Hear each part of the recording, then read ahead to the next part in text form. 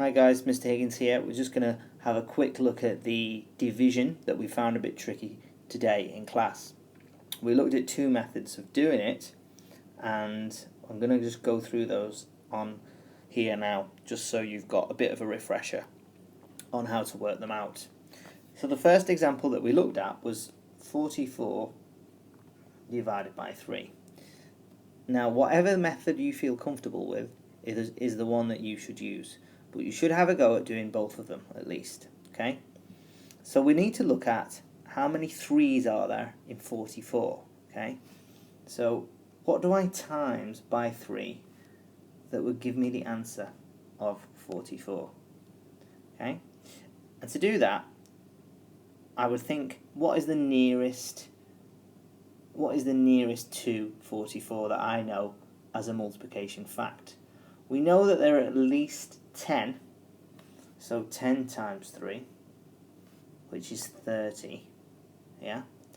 I then can go on and subtract 30 from the 44, which leaves me with 14, okay? So I've now got 14 left to divide. I know that there's 4 times 3 is 12, okay? So I've got 2 left over. I'll then add the numbers that I divided by. So first I divided by 10, and then I divided by 4. Okay, so I've got 10 and 4. That gives me an answer of 14. And I've got here 2 left over. Okay, I've got 2 that I can't divide into. So we say 14 remainder 2. Now I can do that another way as well. Alright? And I can do that by just putting the numbers on top of each other. I'll just do it up here so you can see the difference. Put my grid like that, and I'll write 44 inside, and I'll put a 3 next to it. And I'm asking, how many 3's are there in 40? Because this is the tens column, don't forget. How many 3's are there in 40? Okay. Well, there's 10, isn't there? So we've got 110, okay, and we've got 110 left over. So there's 10 3's in 40, and there's 10 left over. How many 3's are there in 14? So there's 4, because 3 times 4 is 12. So I put down 4 here. How many left? How many more do I go to get to 14? 12, 13, 14. So I've got 14, remainder 2. Gets me the same answer, this one and this one. It's just whichever method you prefer to use. Okay? So, now I'm going to look at just one more quick example. Okay, so we're going to look at 69 divided by 5. And we'll do the first method first. 69 divided by 5. Yeah? Okay, so what do I times by 5 that will give me 69? Okay? So we know that, let's say, 10 times 5 is 50. Put that down. You can even go higher if you want. 11 times 5 is 55. 12 times 5 is 60. But it doesn't matter which number you do, you're always going to get the same answer. 10 times 5 is 50. Okay? So, how much have I got left to divide? Well, it's simple, isn't it? It's 19. 69 take away 50 is 19. Okay?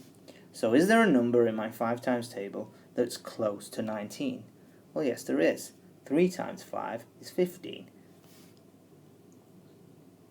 So write that down. 3 times 5 is 15. Yeah? And then, how many left between 19 and 15? Well, that's 4. Okay? So then I add up my numbers that I use to divide by, my 10 and my 3. 10 plus 3 is 13. And I've got 4 left over, so it's 13, remainder 4. See if we get the same answer when we do the division the other way. Let's do that in blue, so just so we can distinguish. We've got 69 divided by 5. How many 5s in 6, or how many 5s in 60, as this is still the tens column? There's 1, or there's 10. How many left over? There's 10 left over. Okay? So, how many 5s in 19? Again, how many 5s? 15, there's 3. How many left over from 15 to 19? There's 4. So you see, we get the same answer, it's just a different method. Okay. Okay, for a bit of practice, you've got the division challenge, which is on the Google Drive. Pick a few of them and see if you can work them out in the methods, with the methods that I've shown you. Yeah? Okay, for example, try out 38 divided by 3. 57 divided by 4. 62 divided by 5. Have a go at them, try your best, use the video that I've shown you, get your parents to help you if you need, and then just bring in some of your workings out with you tomorrow. If you get stuck, also, don't worry about it, because we will be going through it again tomorrow. Okay? I'll see you tomorrow. Bye-bye.